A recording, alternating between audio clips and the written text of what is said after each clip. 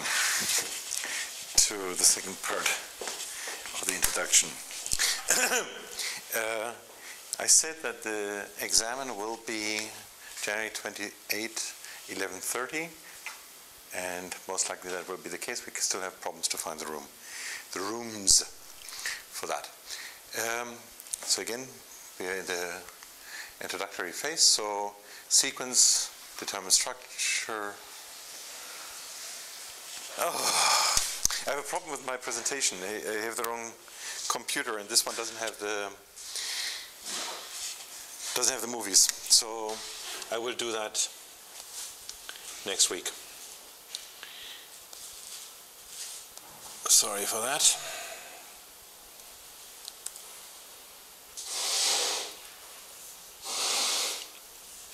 Homology-based inference. So first of all, do you have an idea what homology-based inference means? What's the idea behind it? What's homology? What's inference? What is I? Hey! Are we all together? What's the problem? Is it too trivial, or? What do you associate with the word homology? What comes to your mind? Sequence with a common ancestor. So you said many things here.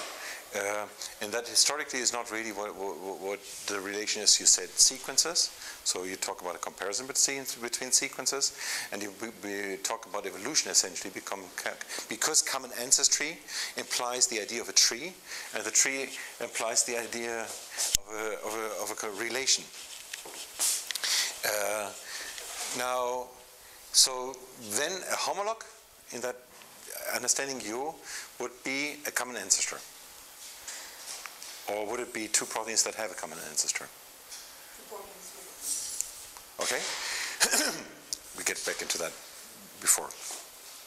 Now, homology-based inference then means that you somehow would infer from the sequence similarity some feature, for instance, similarity in function. You can do the same thing from machine learning. What's the difference?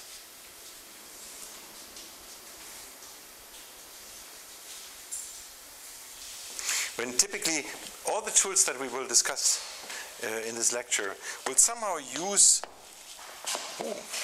aspects of sequence to infer, many by machine learning, some by homology-based inference, infer some aspect of function. What's the difference between the two? Ultimately, one way of looking at it is the difference has to do something with, let's call it proximity. So the moment you put up the word homology, you imply that you can somehow infer a tree, that you can infer a similarity that is relatively close. While that's the tree of all the kinases that has been built, this is an old science publication here, that really has been built manually by aligning families of proteins, visually looking at them, seeing similarities, seeing differences, and classifying them into this tree. To this overall tree. It means that you clearly have a recognizable similarity.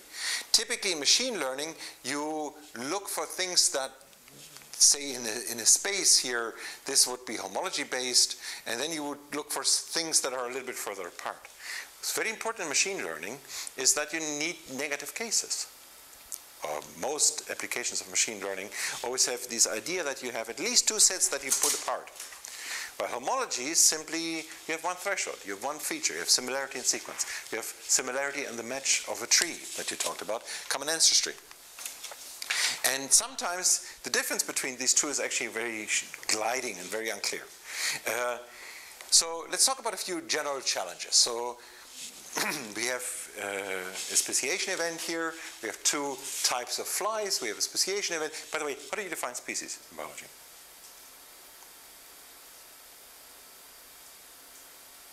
Species can't produce fertile offspring. That's the real, so they can produce offspring, but fertile offspring is the major point here. So when species mate, there will be no fertile offspring. Now, typically, the image for the way species happen is in fact by chance. It's this idea illustrated here that you have a very romantic affair between the flies. They mate, they're happy, they do whatever they do their eating thing, and then disaster strikes. A river comes, and the river completely changes everything. It changes the vegetation, it changes the diet, it changes preferences. So these guys here like that fruit, and coconut versus banana, and you essentially have the coconut versus banana flies. And ultimately, if they came together again, because, you know, banana can swim, they would no longer mate, because the coconuties mate with each other, are happy with each other. The sort of important image behind this set of images here, up there is where I got the slides from. The important image behind this is that most often speciation is not this idea that you have a group drifting toward the light. So we have a genotype separation, so we have some subgroup. That subgroup is taller, and because they're taller, they go to the sun or something like that. Typically, it is a random subset of the gene pool of the population, and disaster strikes. That typically is the speciation event, or at least this is the driving assumption. Okay. Now, in experiments, you can redo this with a little bit more boring conditions, so without the river, but ultimately you can make flies do exactly what is described. Sometimes you do have species that interbreed, here like in these spiders. Sometimes it's unclear whether it's the same species, they are very different or not. But let's get back to the issue of proteins. And the issue of proteins, now, say we had an ADH, an alcohol dehydrogenase, in human, and we had an ADH in plant. We found one in yeast, and we found one in bacteria. What of it here is reality, and what of it is inferred? And what about the shape here? Now, reality is these four sequences. Reality is that I can compare them. I can do an all against all. I can look up how similar they are. Can I build a tree from that?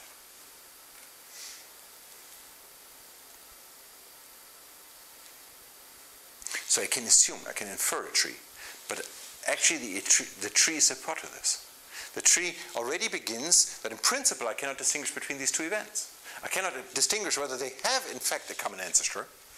Usually the idea of a tree is that there is a common ancestor. That's usually the idea of homology. But this is inferred. That's not reality. What is reality is only let's call it leaf, is a misusing term here. Let's not call them leaf. It's only the sequences. The tree is made up. The common ancestry is made up.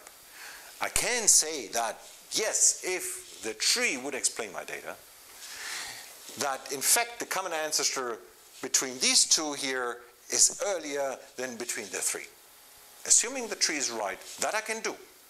But that does not give credibility to the tree in itself. The tree remains, yeah? How do you choose the root of a rooted tree? That, for instance, is what I'm saying. So I'm making a much more extreme case here. I'm saying there is no tree. So then there's no choice of a root. Because we cannot do that strictly. Okay? Because the data, in fact, ultimately what the problem here is that what we have are end products. We don't have the intermediate steps. We don't have the ancestors. We don't have the root. It's all inferred. Okay?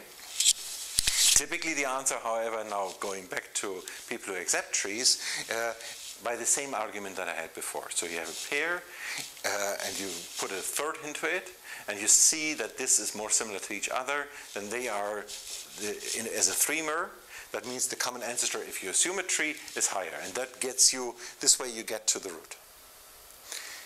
Not quite, because there may not be a protein that, or a gene that is at the root. So you may not actually, in this particular case, this is exactly the point I want to make. We don't have the sequence that fits into the root. We don't have the sequence that fits into the common ancestry. We have only departures from this commonality. So in that sense, you wouldn't get the root. One way in which you could do it is you say you have an AA and then you have a glycine. So you see at this point here, this is for proteins at one particular position. At some point, something happens in evolution. Now you can essentially look at an entire family, alignment, many sequences, and then you can say, okay, if that's what I see today, what is the most likely ancestor going to be? So again, in this particular case, it's a tough choice. In this particular case, you may argue, okay, if I have any evidence that those four here are a little bit older than this, I have a lot of confidence that in this, if that is the only difference, then in fact the one before may have been an alanine there. And so you can hypothetically build up a common ancestor that doesn't exist today. Do you believe this is possible? So it's totally, now we're totally detouring. Do you believe you can do that? I know many people use a ribosomal subunit for tree reconstruction because they're highly conserved. So maybe you can do that. Yes, you can.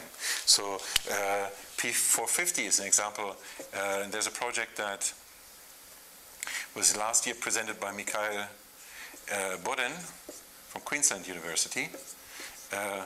So he has done this on P450, and so essentially they have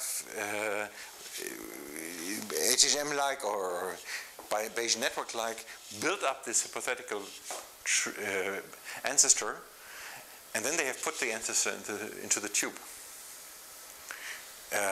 And what do you believe happened? Was it a protein that worked? It's an enzyme, P450, a very early enzyme. So it had a huge family. It did work, quite to my surprise. It did work.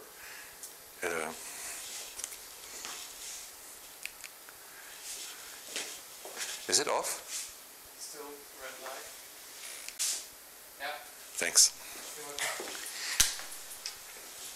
Typically, we do not have these roots. Typically, we do not know the tree. And typically, I'm sorry,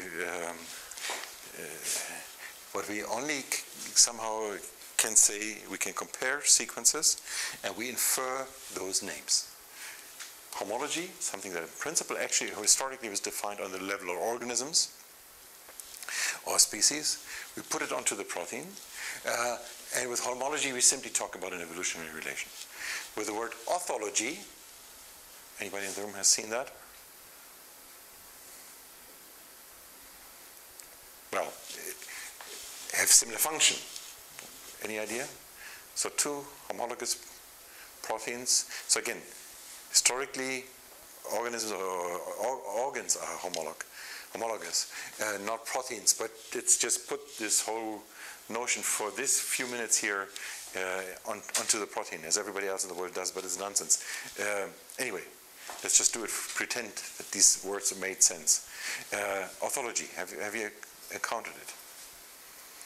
What does it mean? Again, yes, that two proteins have a similar function. It's true, it's an implication, but why? What's the evolutionary model behind orthology? Or, in contrast to orthology, you see paralogy. In fact, paralogs and orthologs both are homologous in this notion. You have your ancestor protein with some function, Yeah. you have a speciation event, Yes. and then you have two homologous orthologs, one species and the other. Yeah. And if you consider paralogs, you will probably have a duplication event and then a speciation event. Just exactly. So you have essentially what you have is this is the thumb domain, and you have another copy of the thumb domain in the same organism. And since this thumb domain already does the function, this one is free to evolve a new function. Right? This builds an advantage. And that is why we assume that although it costs energy to have to carry around another protein, the benefit of evolving a new function is so high that there's an advantage for the organism to have paralogs. Right? That's the idea behind it. But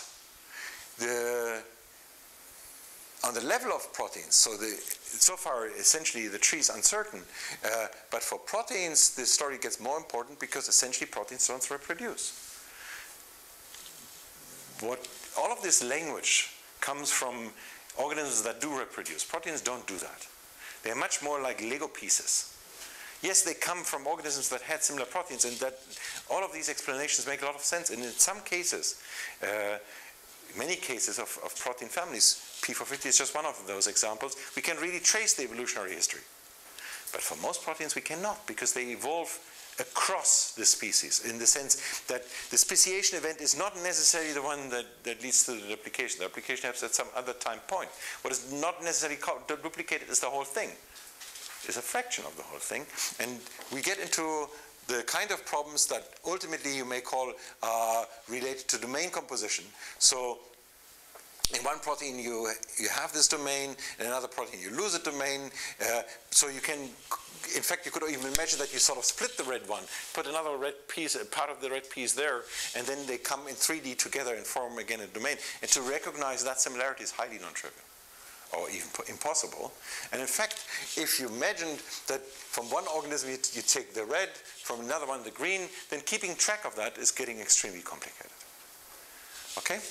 So, in an extreme sense, homology, paralogy, and orthology do not make a lot of sense. What they are typically meant to mean, similarity in function, that makes sense, and that we can directly check. Finding the evolutionary, tracing the evolutionary relation is not that trivial. And many people work on it, many people do an amazing amount of interesting stuff on it, but it's just complicated. Another problem here is moonlightening, so proteins that have completely two different functions. How well does homology inference, so using homology to infer similarity in function, work? Let's just look at this example here. I start with a protein here, which I assume I don't know the function of. I know in this particular case the methyltransferase. And now what I'm going to do in this alignment, I'm going to look up for every single one I find, do I have an experimental annotation, yes or no? If I do, I put it up on the whiteboard. And so the next one, the first one here that I find is in fact a methyltransferase at 99% sequence identity.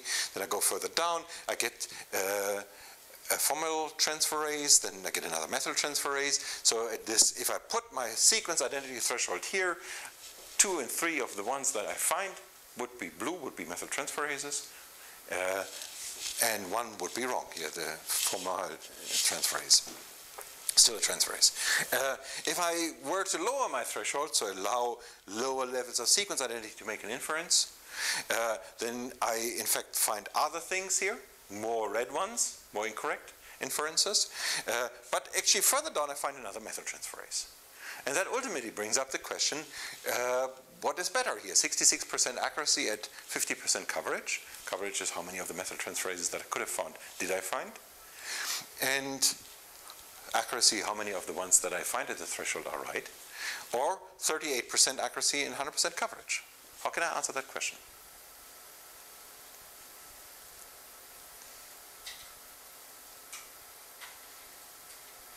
So the first way to answer that question, if you wrote a method for an experimental collaborator, go to them and ask them, do you have an answer for that? Very often they will tell you, no, I thought that you tell me whatever is better. Then push them. So this means that half of what I give you, that means that 1/3 of what I give you is wrong. This means that more than half of it is wrong. Do you care about that? How many can you handle? When I give you 10, how many have to be right so that you're happy with me? How many can you work on? If the answer is essentially they can work on 1 every 4 years, which is the end of your master thesis anyway, much, much earlier than that, so you will never see that. But maybe you want to be somewhere up here. That when they work on something and they get it in 4 years, that they still like you. Well, or you want to be somewhere else. Okay, but now let's just examine the question, how well does homology-based inference work for particular problems? The first one here is to infer subcellular localization. It worked from Rajesh Nair, who's now at the FDA. That's a eukaryotic cell, a schematic nuclear cell, eukaryotic cell, simplified version of it, in which we essentially have nuclear, cytoplasmic, and extracellular space. And if we now wanted to infer by sequence similarity, well, you know, there's sort of a safe zone where if 2 proteins are very similar in sequence, 100% sequence identity, essentially we assume they're both nuclear. If I know for one that it's nuclear, the other one I find that it's 100% sequence, 99% sequence identity, I assume is also nuclear. And at some point, I'm going to lose the signal. So at some point, I will simply hit examples where they're no longer nuclear. And at some point, I will not be able to do it. How this transition here happens into the twilight zone, so whether it's a rapid one or more linear one, we have to check. How do we do it? Well, we have to begin with a database where we have all the proteins for which we know the subcellular localization. Where would you look for something like that?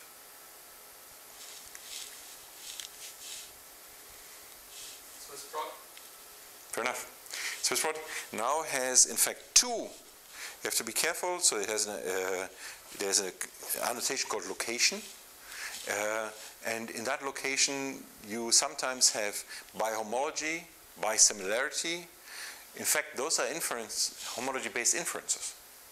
So when you want to establish a threshold, you have to make sure that all the data you use is experimental. So there's another annotation that says experimental explicitly. So I begin by collecting all the proteins in SwissProt that have an explicit experimental annotation for subcellular localization. And then I do an all against all, right? Anybody has an issue with that?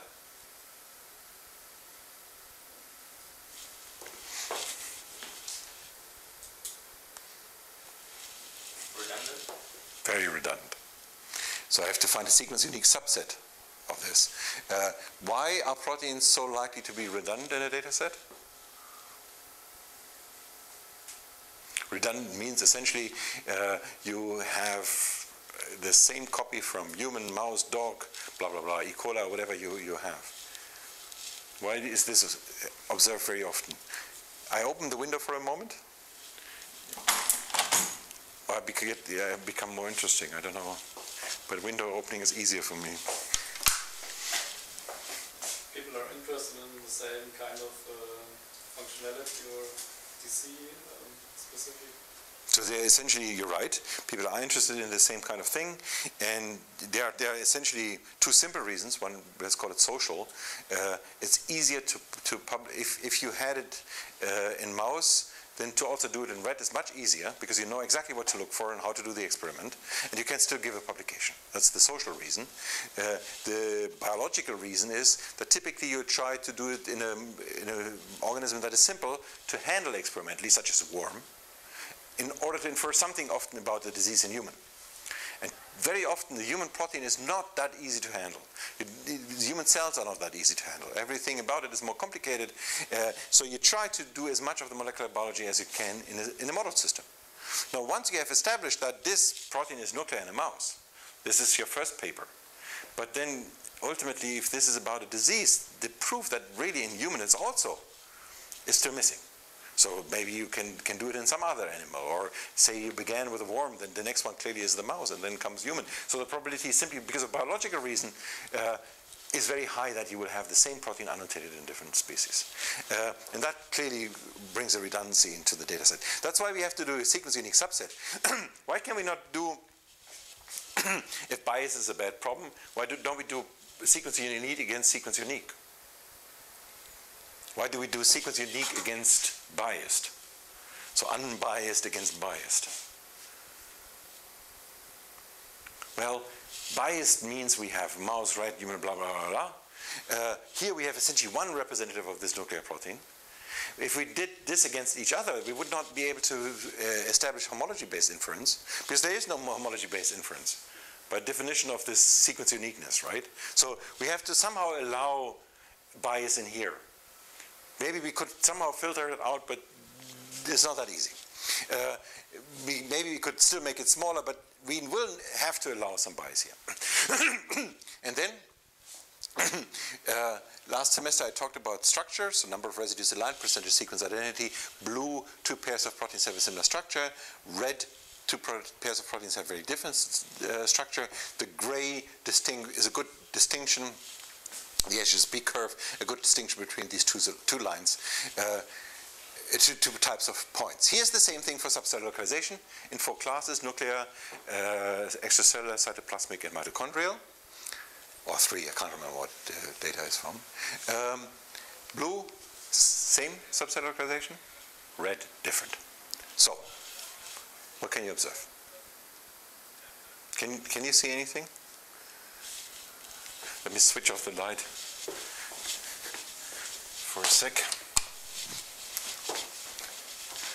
Can anybody describe what they see?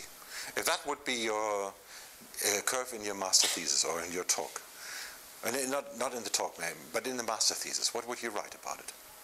You would have explained the axis and blah, blah, blah. That I already did. Looks like we have more different pairs in the upper zone and in the safe zone.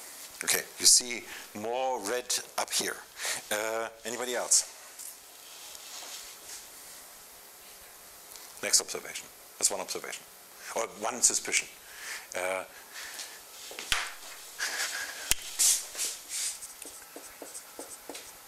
Red above gray. Another. You need a higher pairwise sequence identity for a good threshold of the curve.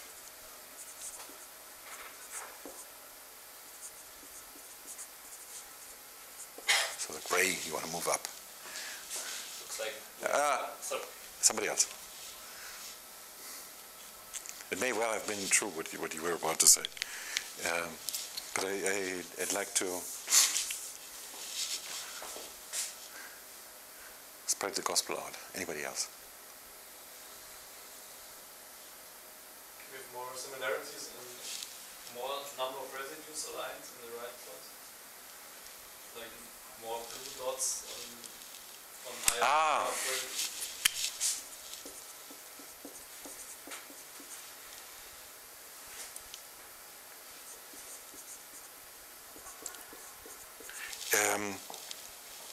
When you write a paper, you have the introduction, you have the method, different organizations sometimes, and then you have the results. In the results section, you do exactly what we do now.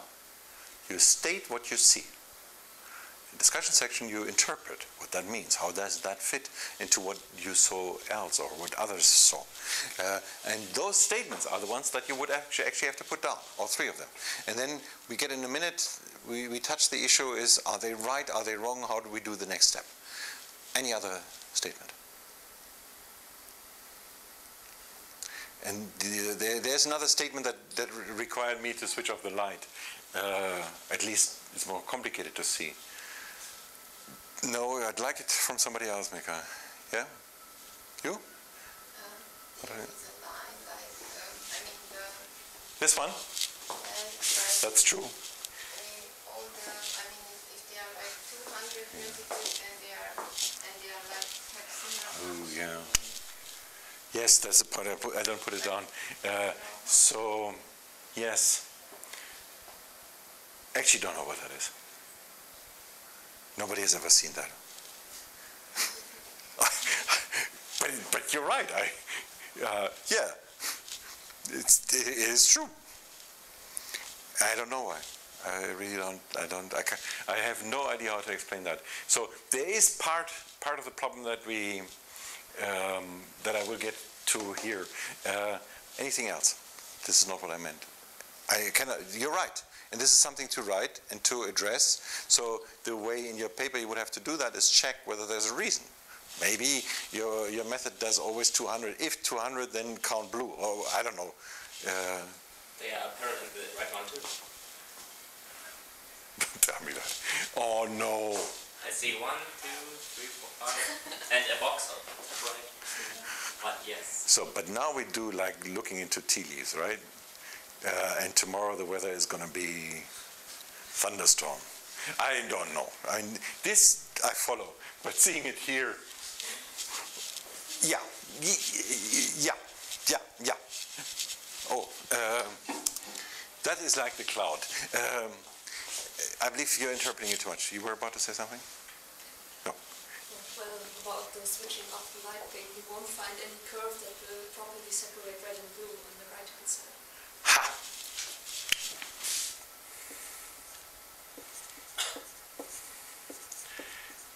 Okay. So what I meant were really the ones up here, the red ones up here. It's not only that the curve, there is some lot of red, but the most extreme ones, there are some really extreme ones up here. Okay, maybe you don't see it, but there are some red ones really up there, high, long length over the entire protein and red. But let's get back to the points you meant. More red above the gray. We have a suspicion here, but the suspicion is not good enough because we visually cannot really count. How would we have to do it in order to see whether that is true? I believe in writing a paper, this is the moment when you would possibly realize this is not the figure, or not the only figure to publish. This suggests an interpretation that you in fact have to write and then realize, wait a minute, before I put that down, I have to measure and do something else and put another graph. Which one would you do? You claim it's more, so you have to really count. Is it really more? So this original statement is you use the gray, or in your case you move the gray. You suggested to move the gray, and in this extreme one from jade, there is no good gray. It's all the same measurement. You have to essentially take a distance from the gray and see how well you do. Okay, and that is a quite different curve. More blue on the upper right. That is actually also related to it. The number of points we have. And it is true that this is higher density, but part of that is that the problem really, and this is completely hidden in this curve, is that by far the highest density is here. And you cannot see anything there. So where most of the data sits, you can't see. So we have to do it differently. One way of doing it, and now not looking at the curve distance, but it's just percentage sequence identity. Percentage sequence identity, I have an accuracy, these ones up here, and a coverage. So accuracy, if I use 60% as a threshold, and a cutoff of 60%, how many would be right? And the answer is round about 90%. How many of all the nuclear proteins would I get at 60? And the answer is about 50%. So most likely this is actually a three-state resolution. When I do the same thing with a psi plus E value, the relative gain is so I do relatively better. So I can find at a higher accuracy at the same coverage, or higher coverage at the same accuracy, whichever way around you want to play it. And you can do even more if you look at the distance from the curve. The first point that in some sense I believe Jade made is that not a good curve is, you're not really getting to 100. Okay? But I would still debate your point, because you are getting at levels that are pretty high. And this is exactly, so more red above the gray is not quite true, right? So more means 50% error, so it would be down here, and that clearly, the gray is here. It is not at all true. So there's what you saw was very valid impression, but very often it's not enough. You have to look at the data. You see something in your data that induces a conclusion, suggests a conclusion, and then typically you have to draw a new plot, make a new plot, look at it in a different way. This is an example for that. So the gray must go up. That clearly is the case. In protein structure, essentially the gray is 100%, and that clearly is not the case. So the gray must go up to get a high level. The 0 is not high enough. Maybe you take a 40 or something like that. So that statement is clearly true, and it's also true. So what you observed, all of these had a core of truth in it, that the curve has to move up and that the problem is tougher. And why? Well, some reason is moonlighting proteins, so same sequence, different tissue, different function. That, of course, applies for subcellular localization too. Another part, in fact, is the nuclear localization signal that we will get into later. Let's play the same thing for enzymatic activity. So far, I talked about what is the threshold if I wanted to infer subcellular localization. Why do I have to do it again for enzymatic activity? So that's the story of the methyltransferase now. Why do I have to redo the same thing? From all you have seen so far, what's the evidence that it may not be okay to just take the same? It's maybe not about just the same function, It's because also the same localization. Yes, but did you see any evidence that there's not one threshold that fits them all?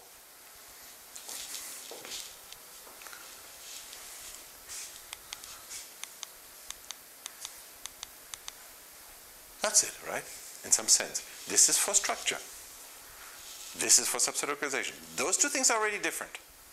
Okay, subset localization is more related to function, but could still be different, right?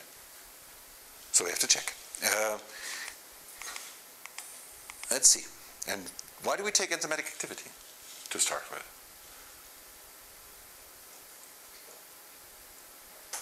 There's a historical argument, but this is not the one I want to pull here. Why is it a good way to start? So now I want to establish how well does homology-based inference work to predict function. Why do I look at enzymes? It combines somehow the same function and the same localization part. It has some way of, yes, that's true, but the crucial thing is really a different one. The crucial thing is we can measure it.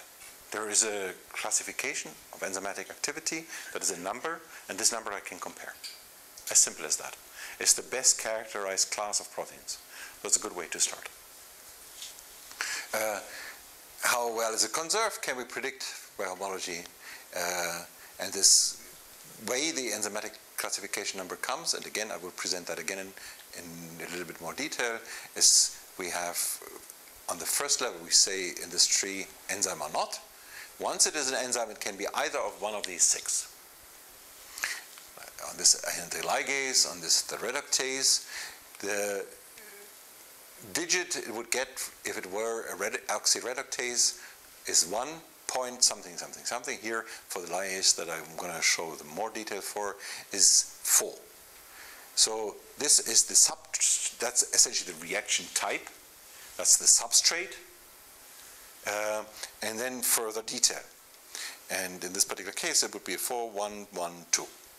Okay? This is a 4, 1, 1, 1. This is the decarboxylase. Pyruvate decarboxylase. So easy.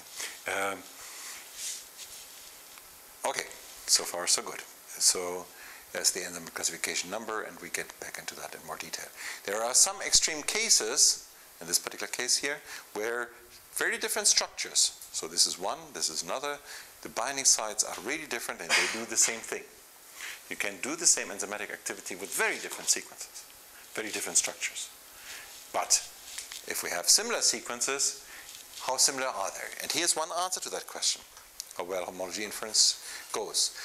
In this slide here, they show structural comparison, so structural conservation.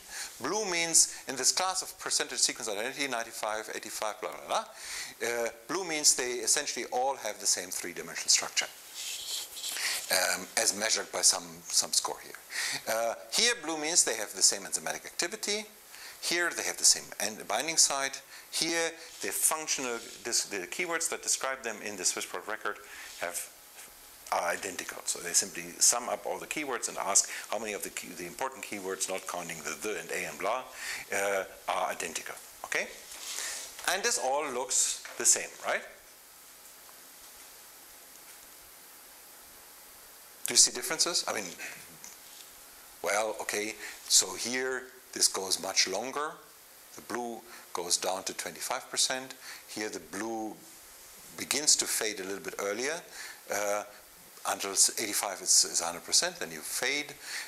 Here you begin to fade much earlier, and here you have some different keywords already earlier. So it's decreasing, the blue is decreasing.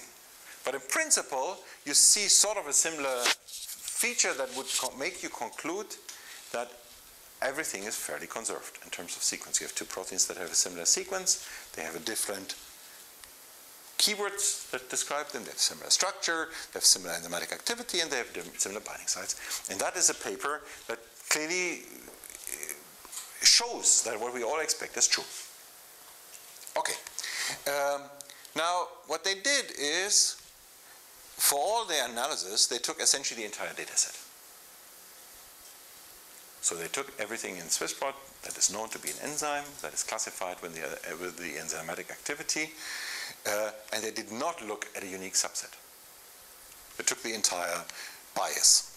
Now, in the entire bias, when I take that and I look at the number of protein families, this is the biased view in red. In blue, what I do is I take a unique subset and compare it against everything else. That's the blue curve. What comes to your mind when you look at these two curves?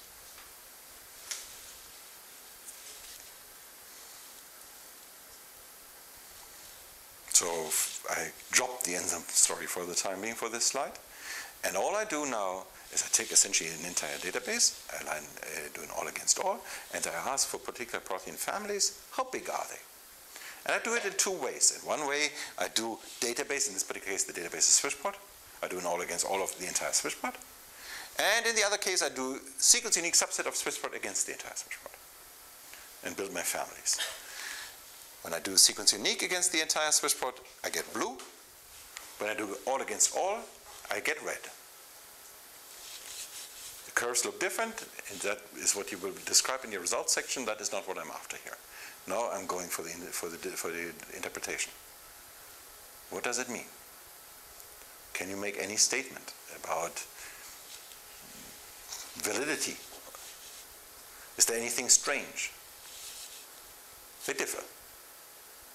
So my question to you now, which one is more likely to be right? What are you going to tell me?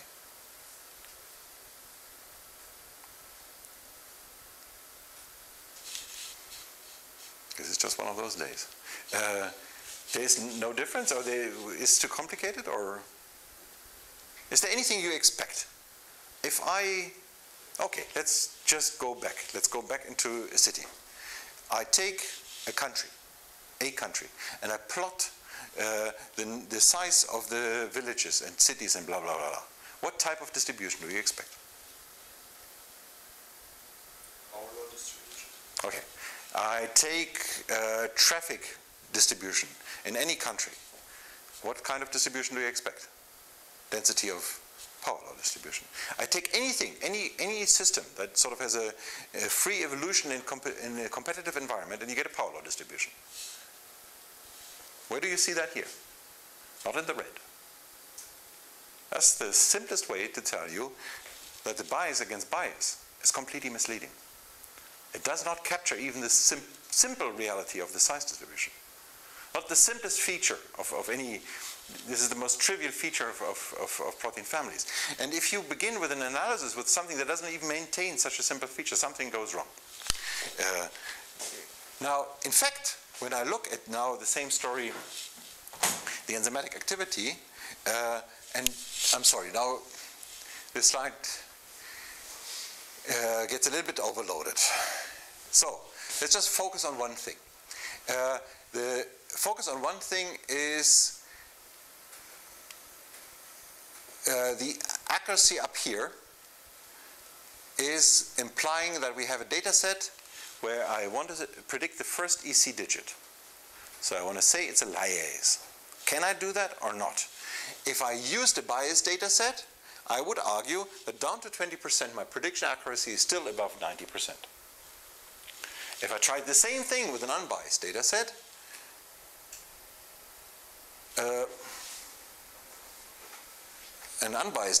then that is the curve here.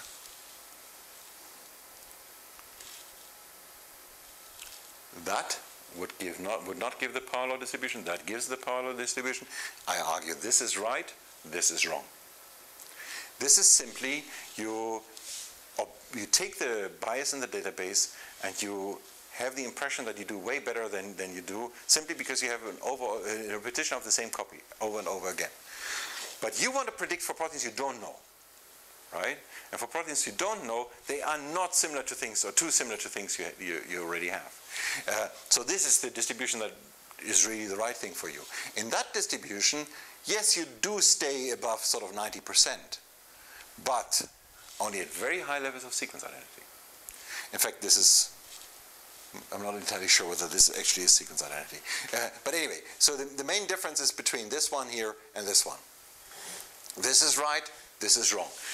And as you see, now let's get back to what this one means here. This means the entire detail of the enzymatic activity, all 4 digits in the EC. Up here biased, unbiased. And there you begin to see, well, wherever you look, but there's a dramatic difference in the interpretation to which extent you really can infer enzymatic activity. Okay? The other thing that you see, not really here, but in comparison with other classes, so here's a log E value, let's just skip a slightly different, you can do better with PsyBlast than with pairwise blast, but what I wanted to show is really ultimately here the difference between EC, localization, and structure. HSP distance is essentially the distance from this gray line that I showed you, that's a PsyBlast E value. For simplicity, let's stay here. So structure is essentially this green thing. Above this curve, essentially a right. Below the curve, essentially a wrong. It's a sort of binary system, and that is so extreme because the curve was optimized to do this, to have this behavior. Now, when you look at subcellular localization in blue, you see that the blue is below the red, the green pretty early on. It, in this particular case, never reaches 0. Why?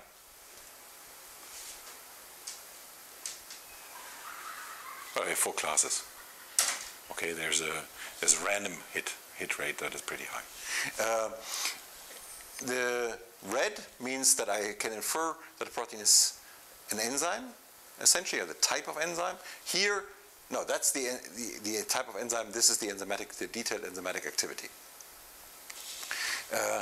That it is an enzyme is in fact higher than localization. The detail is not higher and goes much further down because I have more classes. So I can infer, homology-based inference of function is possible on the level of EC. There are tricky bits I have to take into consideration, but in principle it does somehow work, as long as I stay close enough in sequence. And I also see that I do need different thresholds for different problems, right? Now, that means that you may want to look at yet another set of problems, and I'm going to skip over that. This is about cell cycle control and details in the subcellular localization in the plasmatic reticulum, so other things. But now the question becomes, assume our inference of protein function would be like for enzymes. How much of human can we annotate? How can we estimate that number?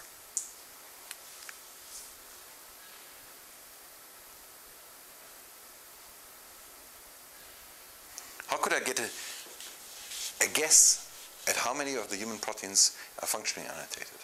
Well, I can simply look up how many have experimental annotation, right? But that will be a relatively small number. At this point, depends a little bit on how you look at it, but this is clearly less than 10%. Now, we have seen that homology-based inference somehow works to find similarity by similarity to mouse or something like that. How can I show what the coverage of this kind of thing is? Well, I could simply assume everything is like enzymes. I would simply say, well, at some threshold of sequence similarity, I get, this is enzymatic activity here, say I allow myself 10% error. It would be that threshold. I allow myself 90% error. It's not a very accurate assignment, but that would be that threshold. Okay.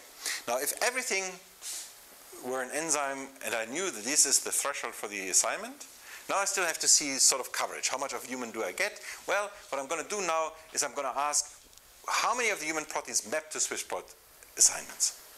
And in this particular case, I go very extreme. I say anything that is in SwissProt that is not a human protein. Okay? I find any protein in SwissProt. that has any annotation is not human. At the first threshold, this is a little bit old, the slide, but at the first threshold, I find in the ballpark of 20%.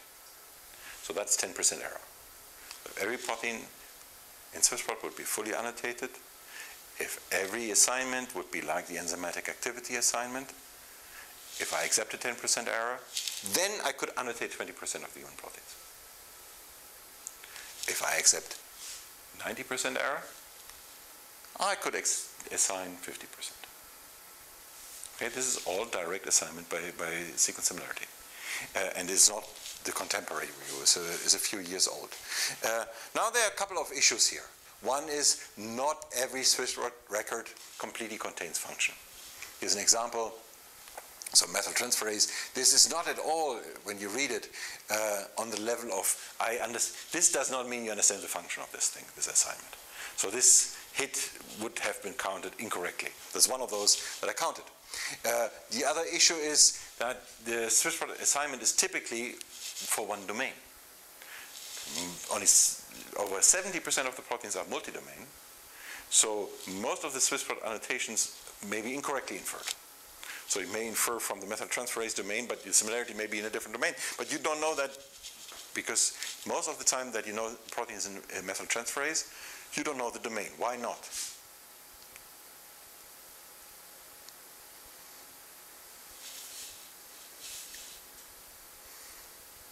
So when you know, why is it that when you know the function of a protein, you do not necessarily know the binding sites? Essentially, the assay would be that there's something cut, some binding. You have some assay that shows you when the enzyme is active. You prove in the paper this enzyme has that activity. You don't nail it down where. You have the enzyme in the tube. You make the enzyme react. But to find out where the activity is, that is a much more detailed biochemistry experiment.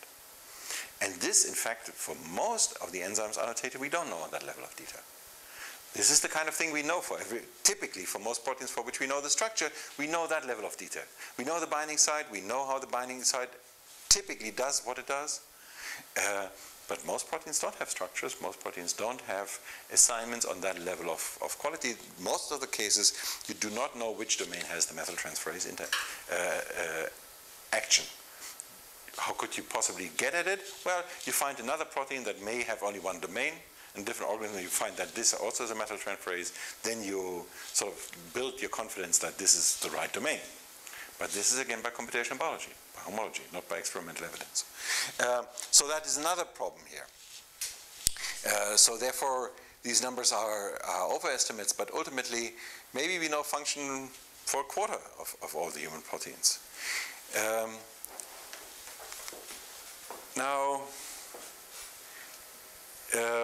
the paralogy problem, so we talked about the paralogy problem, the multi-domain problem, the moonlighting problem, the database misannotation problem. Here in this particular case, what I want to illustrate from gazing at alignments, sometimes you can infer the domain, sometimes you can infer where the functional region is, but clearly not in all the cases. I got to my end much faster than I thought, partially because of the missing movies. But let's get into some other discussion now. So, can you make sure that it's off? Thank you.